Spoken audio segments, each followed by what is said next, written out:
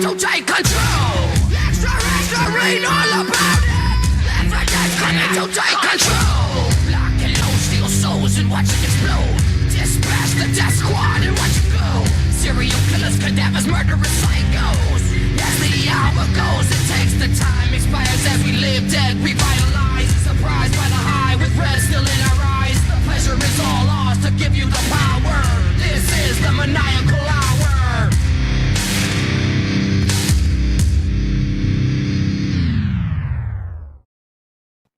It is Saturday, December 18th, 2021. You're tuned into The Blow-Off, presented by the Hameen Media Group at channelattitude.com, powered by atmarkmedia.com.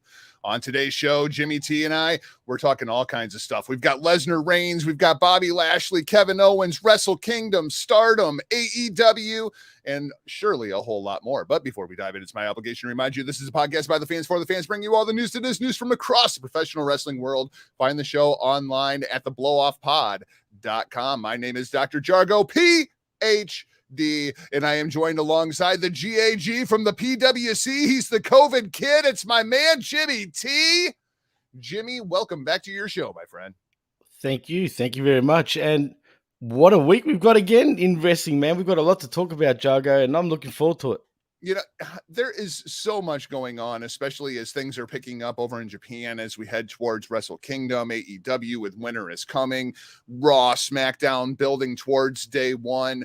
What is your highlight of your pro wrestling week at this point? Like, what is the thing that you're like, oh man, I can't wait for X night so I can see what's, I know it's Braun Breaker at NXT 2.0, isn't it, Jimmy? Yeah. Well, seriously, nothing right now, man, at the moment, dude. Nothing is really capturing me other than probably Owen staying with WWE. That was probably the most intriguing thing of the week for me. That's so weird though, right? Because I mean, you look at everything that's going on inside of the pro wrestling landscape. There's so much content and we watch all of it because we try to talk about all of it. And Right. yet when it comes time to sit down and write out the topics for the week, I'm like, what the do we talk about? Where do you start, man? You know what I'm saying? I mean, look at that 60-minute barn burner between Hangman Page and Bryan Danielson. And I think it went way too long, to be honest, right? But we'll get into that. But yeah, man, you're spot on.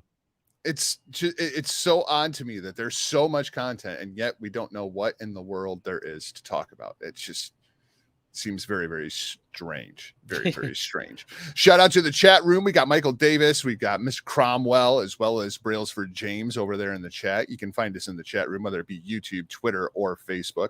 Jimmy T, let's start with last night. Brock Lesnar, Roman Reigns, Paul Heyman, the firing of Paul Heyman. What is going on inside of the WWE as we head towards Roman Reigns versus Brock Lesnar, part 813 at day one?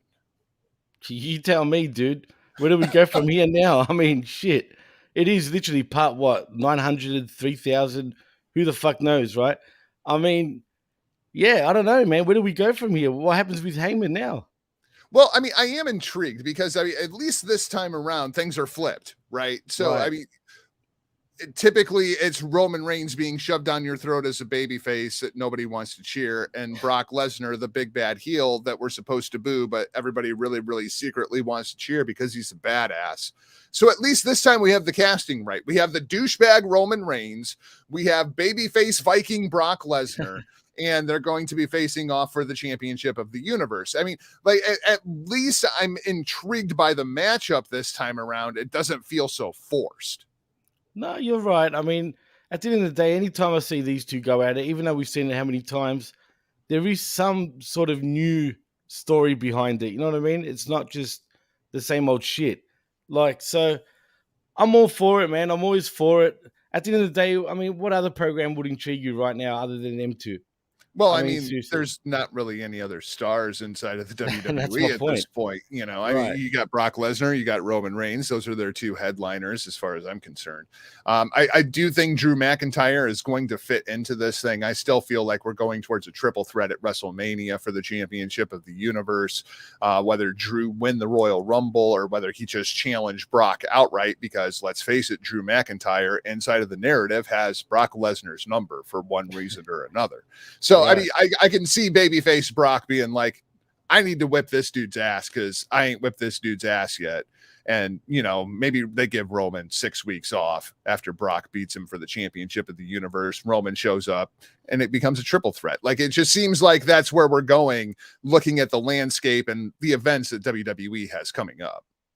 Yeah, and another triple threat. I mean, they've always building to a triple threat at WrestleMania lately, man, if you know what I'm saying.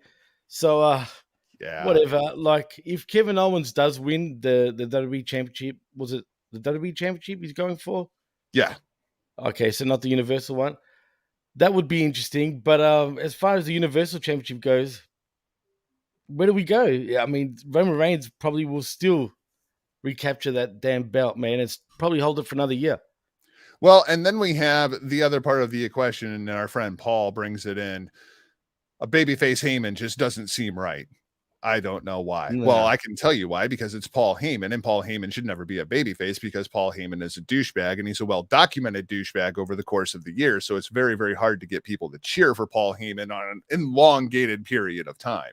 So that's why babyface Paul Heyman doesn't seem to work. What do we do with Paul Heyman? He's obviously been fired from the family. He was executed by Roman Reigns. He smashed Paul Heyman, as Roman Reigns would say.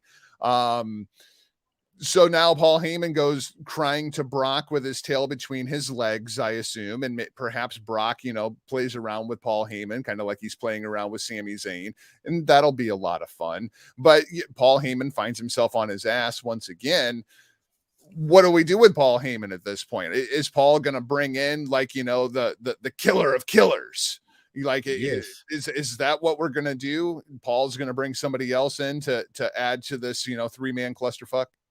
Yeah, guaranteed, man. I've said this before on this very show. I still think he'll be the manager behind, that new kid. Was it Bordeaux, whatever his last name is? Yeah. I strongly think Heyman will take him under his wing. I can almost bet my house on it. It's just, it feels so underwhelming to me. The next big thing, baby. Is he though? Like, do you Well, see Vince getting behind him to that point? Because I mean, I feel like everybody has Braun Breaker labeled for that role. I don't think oh, for that's going to be sure. the case after War Games, but maybe that's just me. I just once Vince sees that tape, I don't think he's going to be a happy person. So Braun Breaker is in that conversation but this Bordeaux guy or whatever the hell his name is. I still haven't seen him. I have no idea who this dude is. But everybody keeps talking about him. I feel like if he was that big of a deal, he would be more so on my radar. Trust me when I tell you he looks like a young Brock Lesnar, dude. But can he wrestle? That's the question. Well, that remains to be seen. But as far as his looks go, he's got everything that Vince would absolutely adore, bro. I'm telling you, he's got the size, he's got the look. He looks like a young Brock. I mean, I think he's one for the future in WWE, no doubt about it. I'm not sure what the future of the WWE is at this point. I say that just looking at all of the talent that they release, looking at NXT, just kind of the landscape of what they're trying to do. Obviously, we know Kevin Owens is going to be part of it. Kevin Owens signed on reportedly between $2 and $3 million for 3 years. Good on Kevin Owens. I don't blame him. He can stay in the main event picture on Monday Night Raw, or he can, put on the most ridiculous outfit that you ever saw and run with Adam Cole and the Young Bucks over in AEW, right? I mean, like the Rushmore thing. Right. I don't know about should have. I mean, WWE is going to pay you that kind of money, and you don't have to take nearly the bumps that you'd be taking in AEW. You know you're going to be in a top spot. For some reason, Vince McMahon trusts you. Not a bad place to be if you're Kevin Owens. Well, no doubt about it. Congratulations to him. But wasn't it Vince that thought he was a fat slob? Look at him. He looks fat. But Vince's opinions change on people too. Like, that's true. when you look at AJ Styles, like everybody agrees that AJ is about the epitome of what you could ask for somebody that was made outside of the company coming into WWE and the way that he's been used inside of the booking and whatnot, right? Like AJ, multi-time champion at this point. Absolutely. He's always in the mix.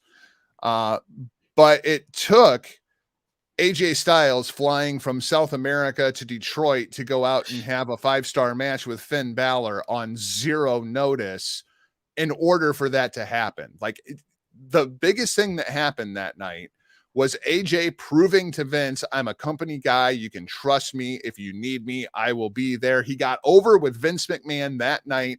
And that is when AJ's career took off. If you look at AJ's booking before that moment, it wasn't good. It wasn't good at all. That was the moment that he got over with Vince, and AJ's now had a Hall of Fame career. We don't have anybody that I see in the landscape that's going to pull that. Kevin Owens is pretty damn close. And what happened with Kevin Owens was he became best friends with Chris Jericho. Absolutely. And Chris Jericho is one of those guys that proved himself to Vince a long time ago. And if Jericho says you're cool, then you're cool. And that's how KO got Vince's ear. And let's face it, Owens is the highlight of everything that goes on inside of the WWE. He's going out. He's having the best matches. He's having the most creative programs. It's just not the main event. But at least Vince trusts Owens to go out there and do what Owens does. 100%, dude. I mean, look, you used AJ and Kevin Owens as an example, right? It's called experience, man. It took them a long time to get to WWE, but these guys already knew what to expect and how to work through all that bullshit. You know what I mean? Like the saying goes, it's full of sharks in WWE.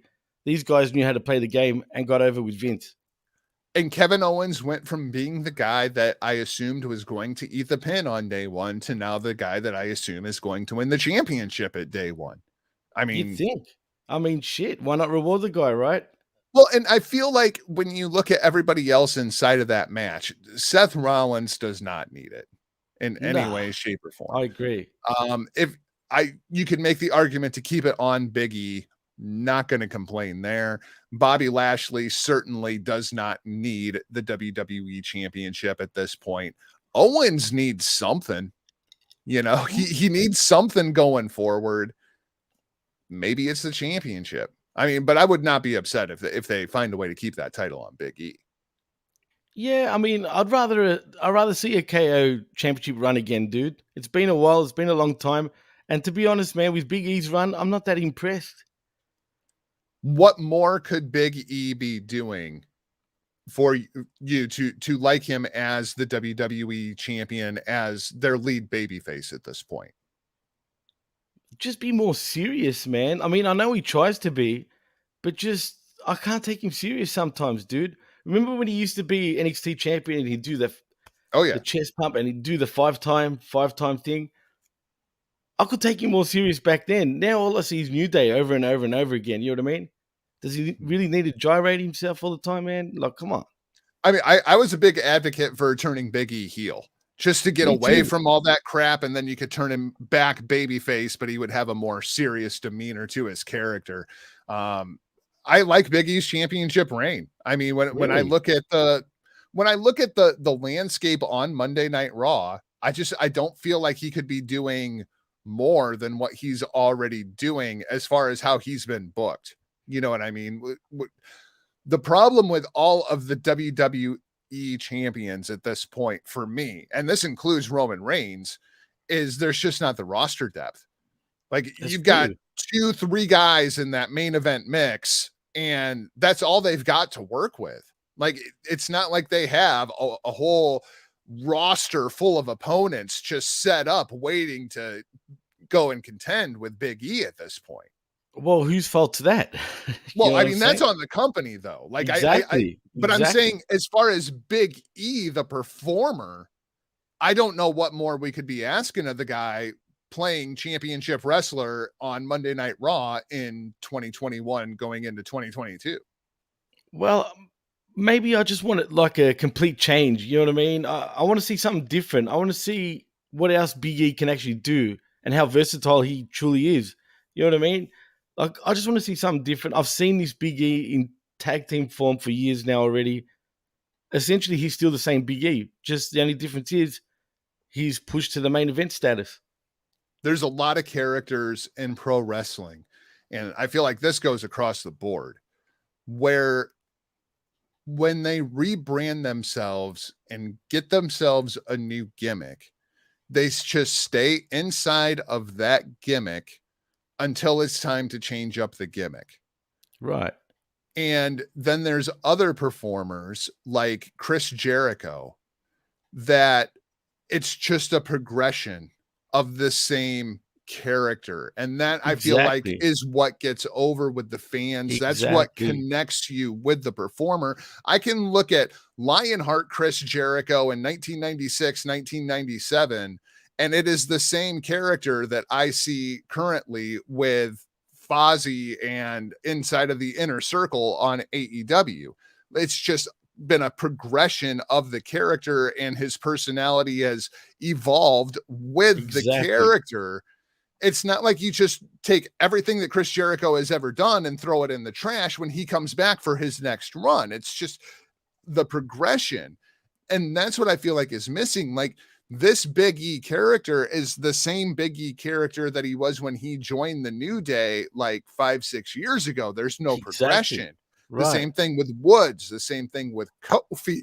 And then you have somebody like Roman Reigns where he turns heel and it's like it's a brand new character. They don't even talk about the history of Roman Reigns as a failed babyface, and that's what led him to this character. Like, none of that. They just don't talk about any of it. And that's what drives me insane about the WWE in particular.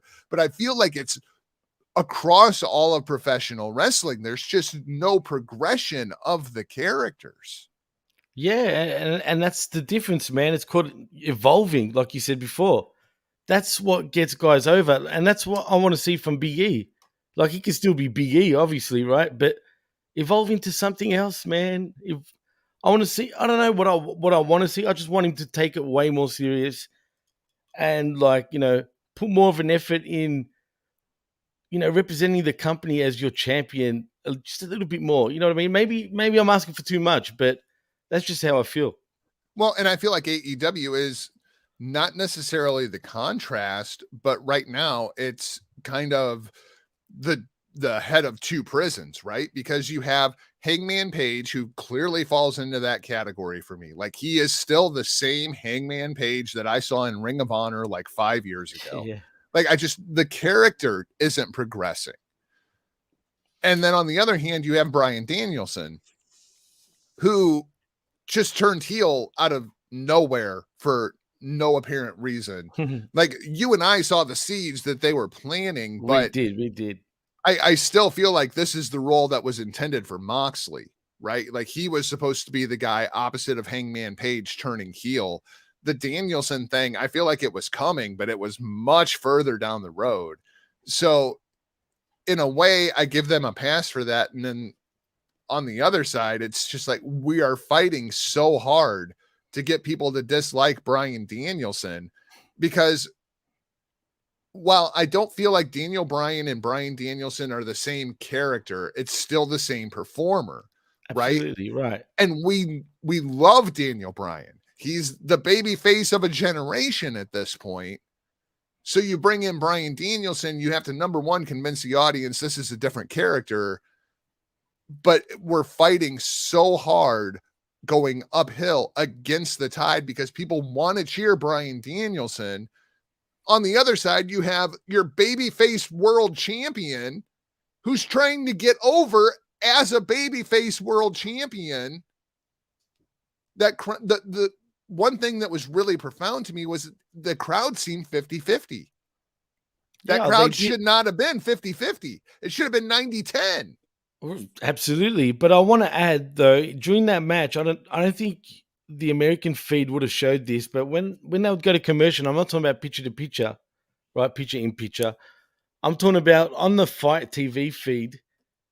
When you guys go to total commercial, it continues on. Like, Right. it continues. Like, I can see what's going on. and the commentating kicks in again, and you hear other shit. It's pretty cool. But Brian Danielson, in the middle of the commercial break, was trying to get heat on himself, man. He was sticking his finger up at the fans. He was telling them to suck his dick, like all sorts of shit. And he was getting a lot of heat, man. He was even starting to do the yes, the yes, but he was like winding it up. He's like, nah, you know what I mean? Pretty interesting. But he did. He got the crowd to absolutely shit on him, man. And the whole place was just turning on him, dude. It was pretty cool. Danielson is really, really good at what he does. I mean, it's that simple. Now, there's a lot of people that did not like the match because they didn't like the 60-minute draw. Of course, I watch Japanese pro wrestling, so long matches don't really bother me. When I tune in to watch a wrestling show, I enjoy seeing wrestling. What was your take on the match? You said that you thought it was too long too. I did think it was too long, although I did enjoy the match, though. But there was a point, like say around the 45 minute mark, where it just dragged on just a little bit. And then they kicked back in again, if you know what I'm saying, with all these near falls and a bit of excitement. But at one point, I just felt like, all right, it should have been done. What annoyed me about that match, though, Brian Danielson absolutely was dominating that match all the way through, man. And then a couple of buckshot lariats at the end and all this shit. And suddenly we're supposed to believe, Hangman was going to win if there was like 10 more seconds. Like, come on. I'm just happy they didn't do the stupid pinfall thing where it's like 1, 2, and then the timer goes off. Like, because yeah, that's so tempting to do. I thought it was a good match. I thought that it was good for everybody involved. The company has something going forward. Danielson still can't win the big match inside of AEW. He couldn't beat Kenny and he couldn't beat Hangman. And Hangman, while he is still the world champion, there's that little bit of doubt in everybody's mind. And most importantly, there's that little bit of doubt in Hangman's mind where now he's almost chasing the dragon, right? Like it's he might be the champ, but he has something to prove, which Hangman needed, right? Hangman was kind of fumbling there with his championship reign. I was ready for him to lose the damn title. Where do we go coming out of this? When do we get the rematch? Is this one of those things that happens on TBS at the first show? Is this a battle of the belts? Is this Revolution? What are we doing here? I would build for Revolution, but don't be surprised if it does happen at Battle for the Belts. And I kid you not, man, if they do another time limit draw like on the second fucking match, I'll go crazy because I can see him having that rubber match at Revolution. So another fucking bullshit match at Battle for the Belts, and then the blow off at Revolution. See, it's the thing that's difficult for me is this would be better if it was the other way around, right? Like, I agree. If the heel has the championship, like you can do the 60-minute Broadway, the babyface is still chasing. Part 2, you have the heel cheats to retain the championship. And then you get the big blow off at the pay-per-view where the babyface finally conquers all, right? Like it works better with a heel champion, with the babyface champion. I'm kind of struggling to see where it goes because I feel like this was kind of part 2 and we never got part 1. That's true. I see where you're coming from, man. Look, I don't know where you go from here, but I could just see a lot of fuckery. Like I said, man, last week, I called it, man. I didn't want it to happen. I didn't think they would actually go through with it. But by God, they fucking did, Jago. They really did. So I wouldn't put it past them if they go and do another fuckery of a match at Battle for the Belt. And they've already kind of established that whatever is next, Danielson is still the number 1 contender. That was announced on Rampage last night. I thought that was an important piece inside of the commentary. So Danielson's still the number 1 contender, and CM Punk, MJF, they seem like they have kind of declared that the de facto number 1 contendership match for whatever is next for whoever comes out of this program as the champion. Number 1, do you like that as kind of the de facto number 1 contendership match? I don't mind. I'm not complaining about it because I think them two guys are definitely your next in line when you think about it. Then again, what's happened to Miro and where's Pac now? Where's the pirate at? Well, I the mean, are we pirate's supposed to forget? blind, right? Yeah, but He's a blind oh, pirate, so it's hard for the bastard pirate to wrestle right at the moment because he's blind. oh, that wouldn't stop him. Come on now. There is that. Like what we didn't know is Mighty Mouse's biggest strength is his sense of smell. He can smell his opponents from across the ring. Oh, yeah. Mighty Mouse. God damn it. Oh, who would have God thought, damn man? it, Vince McMahon. God damn it. Kind of along those lines, though, we did see the Malachi Black promo on Dynamite, and it seems as though Brody King is all elite. I'm very, very excited about that. I'm not sure that I like them bringing Brody King in as Malachi Black's muscle because I don't Well, feel like Malachi Black needs muscle. But I'm down for Brody King, like running around being a big scary dude. well, they do have history, so I mean, it makes sense.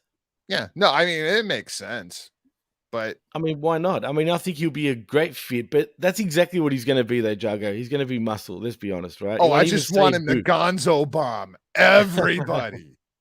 He's a big bad dude, man.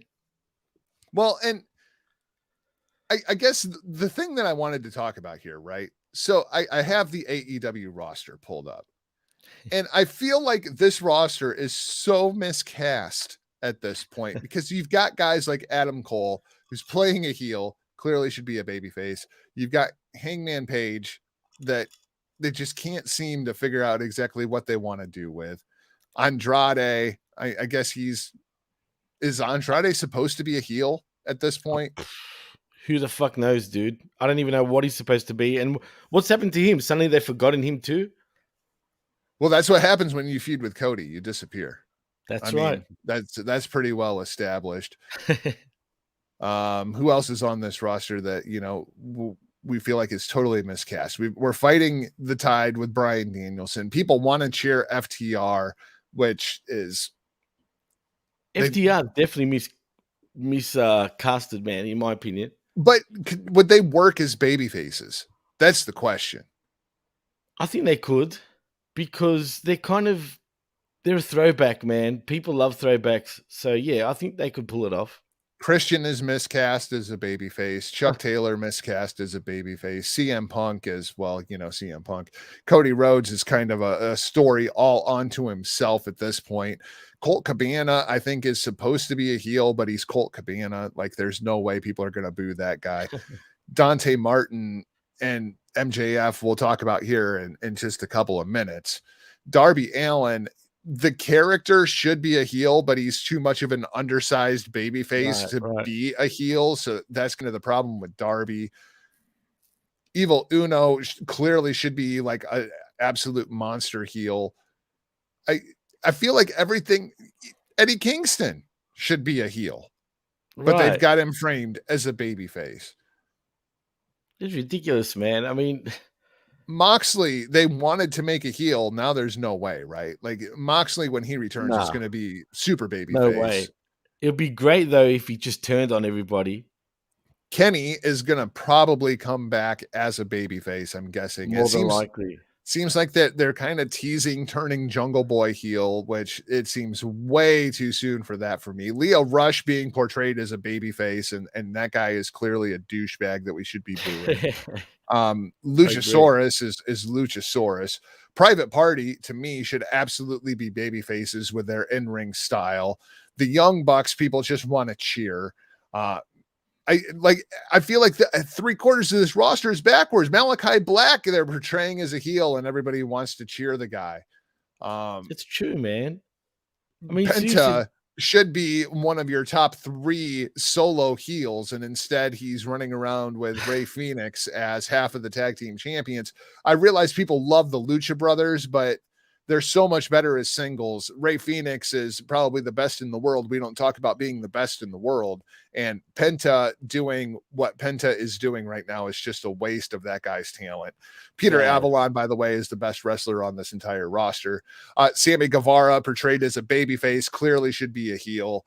Scorpio, they finally turned heel. At least they got that one right. Sean Spears, they've just turned into a joke, whether he's a babyface or a heel.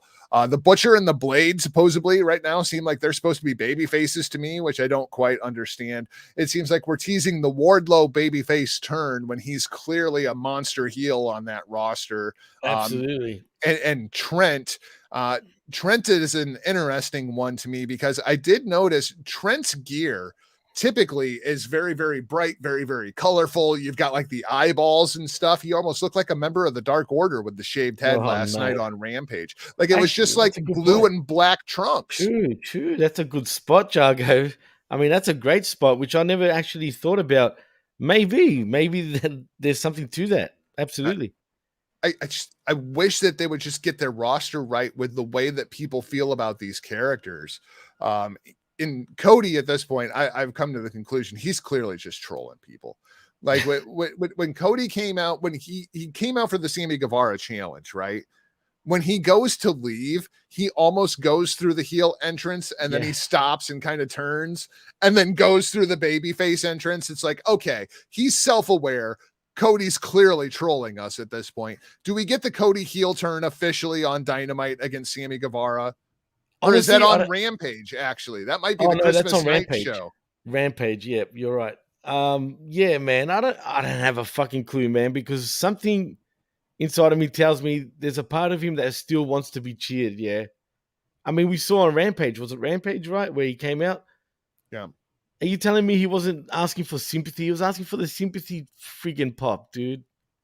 You know that what I mean? Grandiose entrance just killed him on Rampage. If Cody would have just come out, no music with a microphone in his Randy Orton hoodie and, you know, just like marched to the ring or maybe stopped on the ramp and started talking smack, it would have been fine. Instead, we got the full Cody entrance complete with the 1-minute intro to the grand Cody entrance. Jesus. The best thing Cody did on Rampage was that microphone exchange with Dan Lambert. Which was silly in many ways too, man. I mean, come on. I've never seen them set somebody up to be a babyface like they did Cody on Rampage. I mean, you bring out Dustin and Sammy and Dan Lambert and Scorpio and Ethan Page. Like everything was stacked for Cody to be the biggest babyface in the world. And they still booed him.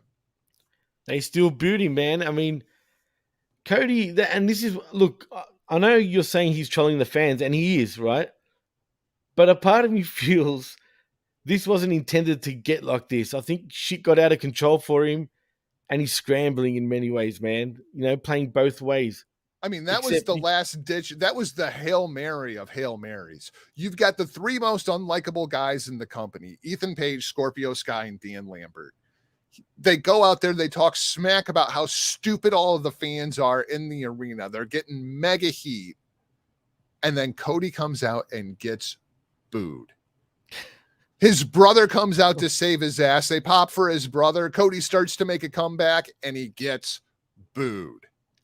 Yep. Sammy Guevara, the littlest pipsqueak in the entire locker room, who should be a heel, but they've got him portrayed as this baby face, comes out and clears the ring, which is laughable. Thank you very much. Sammy Guevara.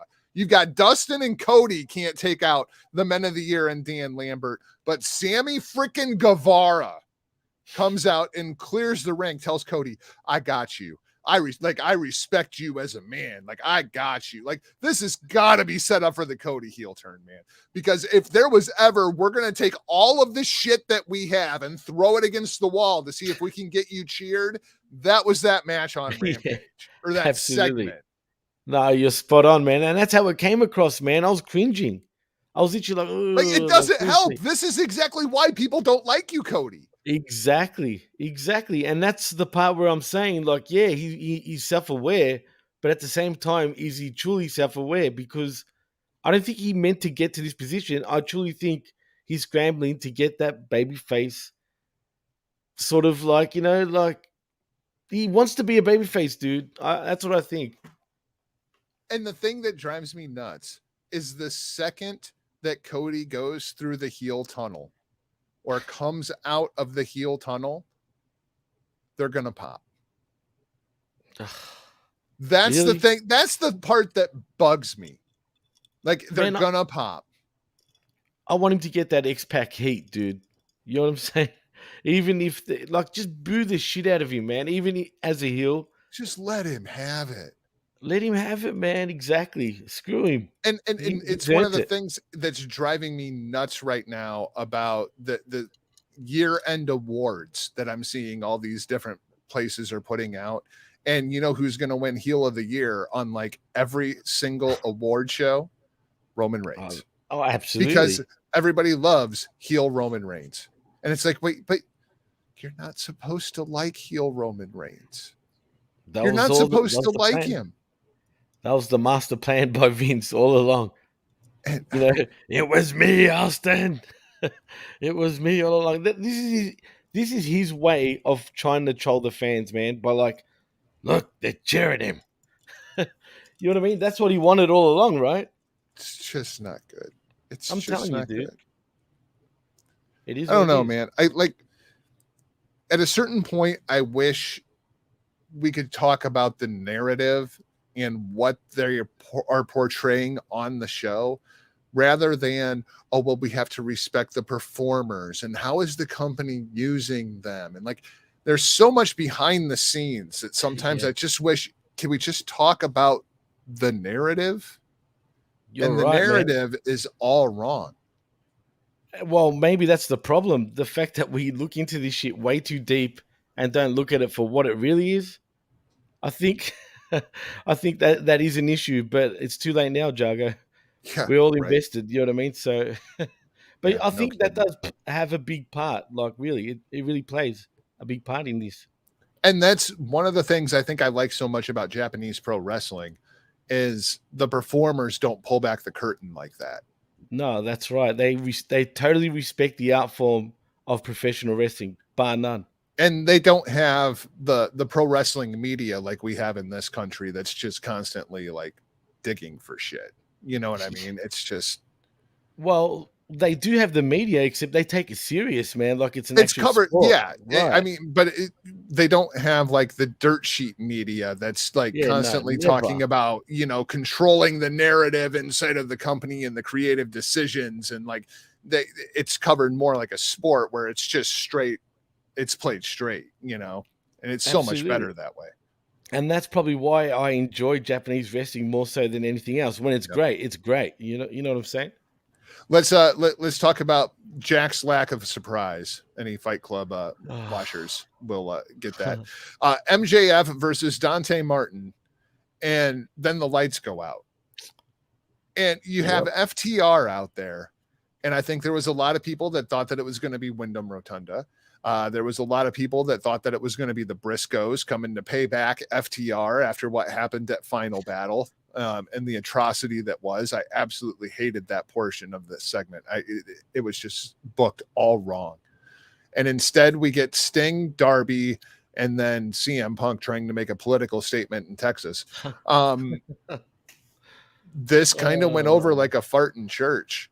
And the thing that really bugs me about it, Jimmy, is we're clearly building to this Punk versus MJF match, and it's been building for weeks, and we still have no idea when this match is going to happen.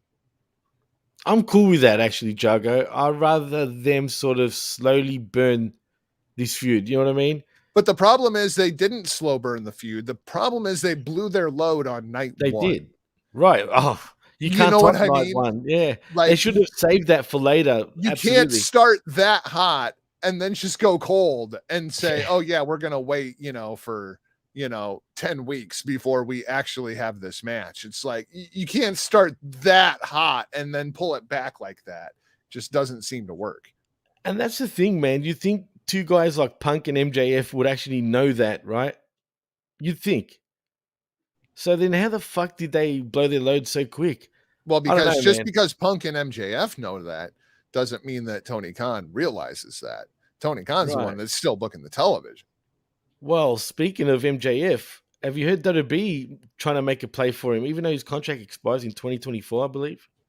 I think this is put out by MJF's people. Yeah. I think this was put out by MJF himself to start his own bidding war. Like we see this inside of like the real sports media all the time. Absolutely. Like Smart kid. absolutely. Absolutely. But I think it's also I'm going to work these damn Mark dirt sheets. Like because it's MJF and that's what he does. Like he gets off on that sort of thing. I do not think that is in any way, shape, or form true at this point. I don't think MJF works inside of a WWE context. I don't think you can script MJF the way that Vince McMahon would want to. I think MJF is way too edgy for the WWE presentation at this point. He would be watered down Miz inside of a WWE context, and they would take away everything that's cool about MJF. I don't think it works. And he's only 5'11". He's not even tall enough to get into NXT. That's all right. His voice is much taller than his height, though, man. I think he's an AEW lifer. I don't think there's even a plausibility of him going to the WWE at this point. I mean, the landscape could be very, very different in 2 years, but at this point, absolutely not. I think this is a work. And a masterful one because it's MJF. Well, I guarantee you there will be a bidding war for him. Make no mistake about it, Jago. I'm telling you now, I think WWE would be very interested in him. And, well, does he really have to be that watered down? I mean, WWE are confused, man. Sometimes you hear bullshit without any bleeping. Then you hear shit. Like, when I've noticed one thing. There's a pattern. When AEW get a bit, raunchy and start swearing a lot and whatnot, you watch Raw after that and you tend to hear the same words being used, like bullshit, shit, without actually any bleeping. I think Vince McMahon, if you gave him his choice of the two, Vince McMahon would much rather have Wardlow than he would MJF. Oh, 100%. 100%. And that's not a bad pick either, dude, when you think about it. No, and I think Wardlow is one of those guys that we actually should be looking at as absolutely a potential big name player that WWE is going to score from AEW.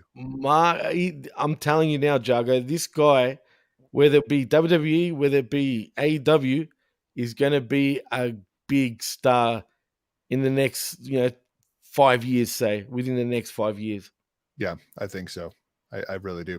Let's talk a little bit of Japanese pro wrestling. We have Wrestle Kingdom announcements, Jimmy T. The full cards have been released. Starting off night 1, January 4th, inside of the Tokyo Dome, Show versus Yo. That's the first match of Wrestle Kingdom. I'm down with it, man, as long as this is the blow off of this feud, because what they did at Best of Super Juniors really irritated the crap out of me.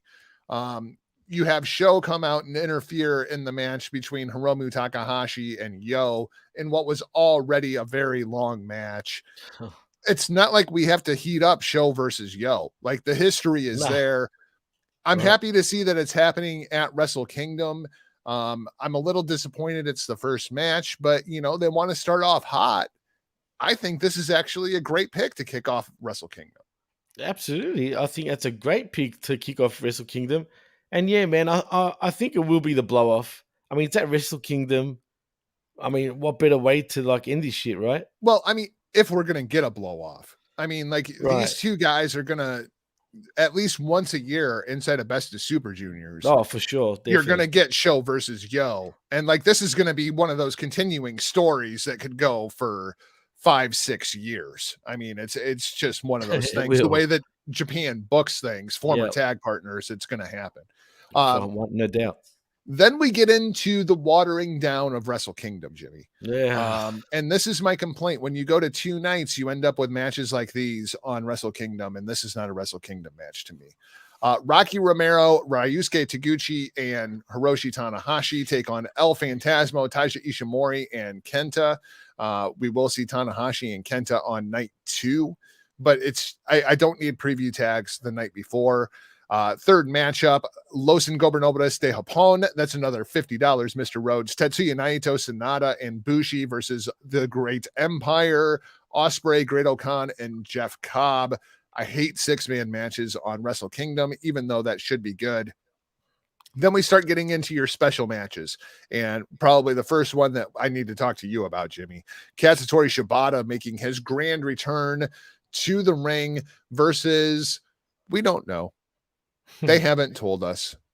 Well, I don't know if this is going to be a young lion. Like, this could be Ren Narita. This could be somebody coming back from excursion that's been training with Shibata. But number one, I don't like anything about this. I've been pretty outspoken about I don't want to see Shibata wrestle, but I feel like this is being handled all wrong. oh man, I called this dude. I said he was coming back, and unfortunately, it came true. So, yeah, man. Look, it seems to me that he's just desperate to get back in the ring, and no one's gonna say, no one's gonna tell him otherwise.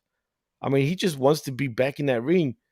Like I've said on previous episodes, these guys let it all out in the ring, man. They don't care if they die in that squared circle or live. They don't give a shit, man. They just love doing what they're doing until the very end, man. It's weird. For the never open weight championship, at least it seems like for one more night, it's going to be the bad motherfucker division. Tomohiro Ishii as the champion taking on Evil. I hate Evil challenging for any title, but if I get to watch Ishii beat him up, I'm down to watch it. I'm so over Evil and the Evil act at this point. Bad, dude. And I used to be a huge fan of his, man. But the minute he won that IWGP championship and when he left, Los Ingobernables de Japón, $50, Cody.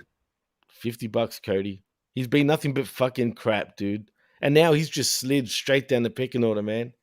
Well, I feel like he's kind of where he belonged. Yoshihashi and Hiroki Goto, the winners of World Tag League. That's shocking, dude. Yeah. Taking on the champions and the tag team MVPs of 2021, according to Tokyo Sports, Zack Sabre Jr. and Taichi. I really hope Zack Sabre Jr. ties Yoshi Bon Jovi's hair to something and then just pummels him and makes him submit. I agree 100%, man. Winner of the Best of Super Juniors, Hiromu Takahashi takes on El Desperado in your semi-main event. I was a little surprised this was a semi-main event. Thought they might let Hiromu headline the Dome. Nope. Night one, semi-main. I mean, it's not that's a disappointing spot, but I wanted more. More. Maybe it'll be the match of the night. Who knows? Oh, it'll be the match of the night. These two guys inside of the Tokyo Dome. I think this is going to be fantastic. They had the classic at the Best of Super Juniors final a couple of years ago. Another classic this year inside of the Best of Super Juniors. Guess what? 30-minute time limit draw. It was fantastic. Absolutely. And they're going to tear apart the Tokyo Dome. It's going to be fantastic. I can't wait.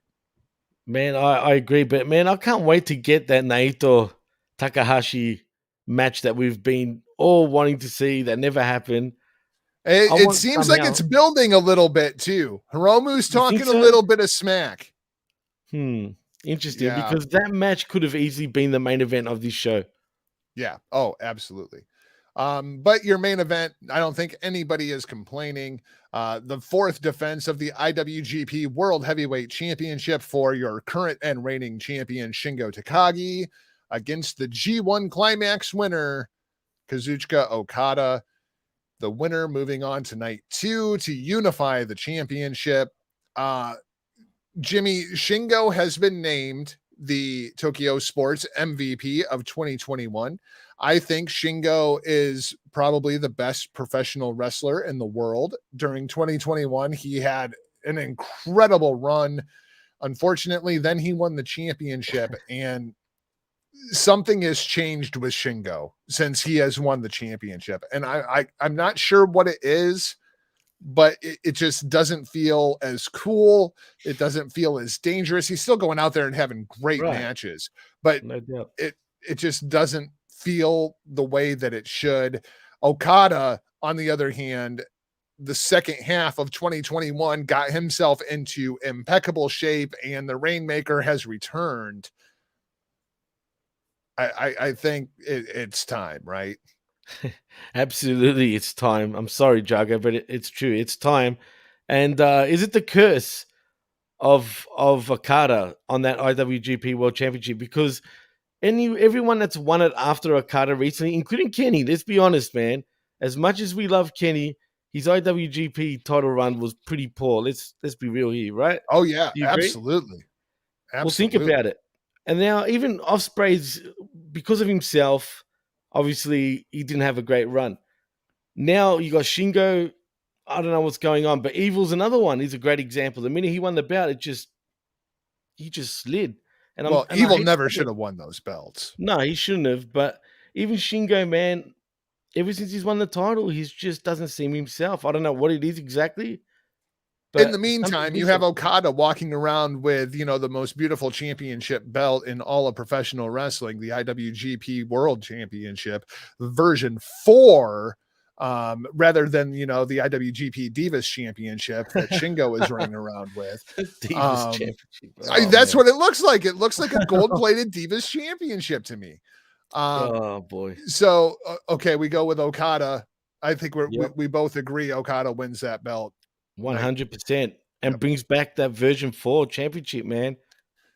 All right, so that brings us to night 2, January 5th, inside of the Tokyo Dome. IWGP Junior Heavyweight Tag Team Championship triple threat. This will be insane. Your current champions in their first defense, Tiger Mask and Robbie Eagles, taking on the teams of the mega coaches, Rocky Romero and Ryusuke Taguchi, as well as the Bullet Club cutest tag team, El Phantasmo and Taiji Ishimori. I don't even care. I just think this match is going to be a whole lot of fun. Oh, no doubt about it, man. For And sure. those junior titles, nobody cares. Nobody Yeah. cares. I mean, do they really need them? I mean, do they even really need those championships when you think about it? No, it's like the women's tag team titles in the WWE. Like Oh, there do they is still just exist? no need. There is You, no need for those belts to exist. you know what, Jugger? Who are the WWE Women's Tag Champions, as a matter of fact? Because I don't even have a clue who they are. It beats the hell out of me. I have no That's funny. idea, and I don't That's care. funny. Well, this match will definitely be over, though, dude. And I think Robbie Eagles and Tiger Mask are actually going to win this match. I hope so. I hope so. I do. It I just do makes like the sense. team of the Flying Tigers. I do like that. For sure. Then we have a match that you would think that I would be happy about, and I am pissed, Jimmy. Stardom is getting a match on Wrestle Kingdom again this year. I'm very, very happy about that. They are promoting it as the second match on the show. I'm very, very happy about that, which means that maybe it'll actually be on the broadcast rather than just a dark match. So a big, big spot for Stardom. They have a huge title match coming up at the end of this month. It's going to be Shuri versus current red belt champion Utami Hayashita. And it has been a great run for Utami. They've had 2 killer matches already this year. In my opinion, the match of the year in all of professional wrestling was the double knockout match. They could have very easily delayed that match 5 days and put that match on Wrestle Kingdom. Instead, they had all 5 of the factions represented, and they drew fucking straws to see who was not going to compete at Wrestle Kingdom. Really? Donna Del Mundo got the short straw. Donna Del Mundo not represented at Wrestle Kingdom. So instead, what we have is the leader of the Cosmic Angels, Tam Nakano, tagging with Saya Kamatani from Queen's Quest. Why Saya is in this spot is very, very confusing to me. A little bit more clear after this morning, but very, very confusing why Saya is in this role. Versus the team representing Stars, Mayu Iwatani, and her tag team partner representing Oedo Tai, Starlight Kid. Now, if you follow Stardom at all, the best feud in all of professional wrestling this year is Starlight Kid versus Mayu Iwatani. It is the best storyline being told in wrestling, and they're going to team them up at Wrestle Kingdom. What in the flying fuck Can I ask, dude? I Was don't there anything? understand, dude. Well, was there anything that happened on Stardom that made sense why they're teaming up together? Like anything? No, Well, no. yeah. Then what the fuck is this shit? Then why These would they two do that? are former tag partners. Mayu got beat in a faction war. Starlight Kid had to leave the faction and join Oedo Tai. Everybody was in tears. So we're gonna pretend that like this match never happened after the match actually happened. Mayu says, Starlight Kid, don't you worry, I'm going to get you back. And Mayu goes out and she works her ass off. They have another faction war, and Mayu wins, and Starlight Kid can come home. And Starlight Kid's like, fuck you, Mayu Iwatani. I'm with Oedo Tai. Like, oh my God, everybody's in tears again. Now they're going to be a fucking tag team at Wrestle Kingdom. What? Maybe there's something to it, Jugger. Maybe one of them will turn on each other, man. I mean, you think. But who cares? Like, even if you would have done Kid versus Mayu inside of the Tokyo Dome, that would have been justified. But no. Absolutely. Just like, this is like, you know, we're gender equity and diversity quotas, and like we're trying to get all of the factions need to be no, fuck that. Just put on the best goddamn match that you can. Like, fuck all this shit. Oh, it just drives me insane. They give you the platform and this is what you do with it. Like, well, that sums up it's Ring of Honor inside of Madison Square Garden. And like, jeez, what are you doing? Right. It's true. It's true, man. Infuriating to me. It's true. It makes no sense, but maybe there will be something significant that happens in that match. We'll see. Third match, no time limit, KOPW 2022 four-way match. You can bet Yano will probably win that, and nobody cares. Fourth match, never open weight 6-man titles on the line. In their first defense, the Bullet Club team of the House of Torture, the Tokyo Pimp, Yujiro, and Evil teamed up with Sho, taking on the Chaos team of Yoshihashi, and Hiroki fucking Goto.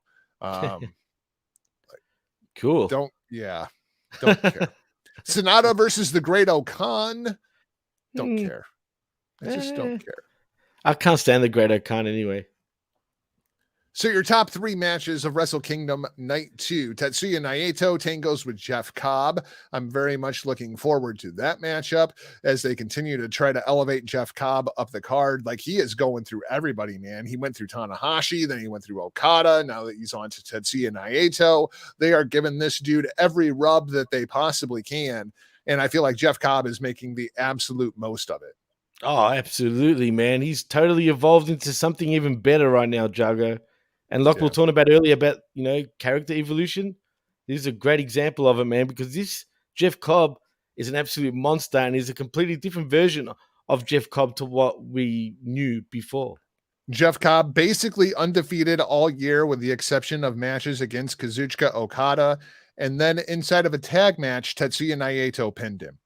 And Jeff Cobb completely lost his freaking mind about it, which is great. And Naito is like, I'm in your head. Just calm down. Tranquilo. Just calm down. Tranquilo. And so now it's Naito just fucking with Jeff Cobb. And it's great. I'm looking forward to it, man. I mean, Naito's a great foil for Jeff Cobb because Cobb is so serious and Naito is just not. Tranquilo. Just tranquilo. Nah, Kenta man. versus Hiroshi Tanahashi for the IWGP United States Championship. No disqualification match. I mean, I'm sure it'll be good. You know? Yeah, of course. But it's so weird to me. Like, Kenta made such a big deal about how he had to win that title because he didn't like Moxley having it for so long and not defending it and all this other stuff. And then he wins the title and he hasn't defended it. This is going to be his first title defense. What the fuck, man? Like, what's going on there? I don't get it. I don't get it. What's with everybody winning titles and doing absolutely nothing with them? Right? I mean, seriously, what the fuck's going on? And then, of course, in your main event, Will Ospreay versus presumably Kazuchika Okada. to unify the IWGP World Heavyweight Championship in the version 4. I go with Okada over Strong. This is going to be Ospreay's first match back in Japan in 8 months. So Easily. I'm very curious to see how that goes over. Oh man, I'm definitely looking forward to this match, and it's probably the match that everybody would be really looking for, other than Naito and Cobb, because everything else has been on this card, dude. Let's be real. I think 2 matches make this card. Yeah, absolutely. And I think they're looking for a lot of walk-up traffic for night 2. While Shingo versus Ospreay would be very, very good, there's such a personal story with Okada and Ospreay. It just makes sense to go that way, man. I mean, I'd rather see Ospreay and Okada. Yeah, agreed. And then there's night 3. Ugh. Wow. I'm still shocked at what you told me previously, dude. I mean, seriously, this is something else. To be fair, I am not a pro wrestling Noah watcher. I do know who people are and whatnot, but they had the opportunity to do something really, really cool. And instead they are giving us a bunch of tag matches. Your main event, Los Ingobernables de Japón, Shingo Takagi, Tetsuya Naito, Sanada, Hiromu, and Bushi take on Kongo, the team of Nakajima, Kino, Soya, and Aleja. Okay, cool. But wouldn't it be much cooler to just have a singles match between whoever the 2 champions might be? Yeah, you think, right? I mean did anybody want a 10-man tag for the main event? Oh, I'm sure everybody did, clearly. The match that it would not surprise me to become the main event, Okada and Tanahashi versus Kaito and Muta. This should have been 2 singles matches. Hey, what the fuck, man? They have been building to Okada versus Kaito for 2 years. And this is what we get. And instead we're going to get an inside of attack match. Very unhappy about that. And Tanahashi had made the comment during the press conference when this was announced that he wanted to face Kaiji Muto because the last time they had faced off was 12 years ago inside of the Tokyo Dome. There's a lot of history with those 2 guys. I love that matchup. And instead they're going to give it to us in a tag team match. I'm very disappointed. Clearly, this is a case of 2 companies not agreeing with each other. Surely. I think maybe somebody got something a little wrong. They have Kenta on Team Noah for a match against Taichi Suzuki and Taka Michinoku. Kenta, Sakuraba, and Takashi. Well, Kenta is a Noah legend when you think about it. I realize that, but he's been with New Japan Pro Wrestling for several years at this point. He's holding one of their titles right now. Well, think of the invasion angle, right? When Jericho suddenly was still Team WWE, but Stone Cold was Team WCW. You know what I mean? Think of it like that, man. Same shit. Masa and Go Shiozaki take on Evil and Dick Togo. Really? Kanemaru and Zack Sabre Jr. versus Ogawa and Marufuji. Zack Sabre Jr. and Marufuji, when they have their exchange, that'll be cool. But absolutely. And then there's a random chaos matchup versus holy shit, how many people are in that match? 1, 2, 3, 4, 5. So a 10-man tag. Another matchup with Yohei and Ronagi versus El Desperado and Doki. Another random 6-man match, Bullet Club versus Stinger. I mean, well, what the fuck, man? As Jim Cornette would say, what the fuck? Seriously, what the fuck, man? I mean, they had the opportunity to do something really, really cool. This was the night I was looking forward to the most, Jargo. I said this last week. So disappointing. not only was I disappointed about the fact that they're charging you to actually watch this event, right? Yeah, It it'll won't be on New on Japan World World. like a week later. There's no way I'm paying to watch this event live. No chance. Not if every match is a freaking tag match. And then they did that. They turned everything into a tag match, and it's like, what's the fucking point? Yeah. I mean, seriously, what's the point? Yeah. What's the point? That's pretty much how I feel about it too. Yep. So that's going to wrap things up for this week's show of The Blow Off. Thanks for watching and or listening. If you haven't already, please hit that subscribe button. Then find us over at markmedia.com. Search Hitting the Marks on your favorite podcast listening device. It'll pop right up there for you for the new feed. And you can find us over at the Hameen Media Group channel, attitude.com. HameenMediaGroup.podbean.com. You can keep up with me across social media platforms at NotJargo, MichaelJargo.com. That'll also get you over to @MarkMedia. Jimmy T, how do the peeps, the freaks, and the Greeks keep up with you? You can find me on Twitter at DJ MassFX and at the PWC Network. And please like and subscribe at markmedia.com. And also like and subscribe at the PWC Network.podbean.com. That's about it, Jago. We will talk to you next Saturday morning. Join the live show over at Twitter, Hameen Media, as well as over on YouTube. Just search the Blow Off Wrestling Podcast. We'll pop right up there for you. We will talk to you next Saturday morning. For now, we're off like a prop dress. See ya. Peace.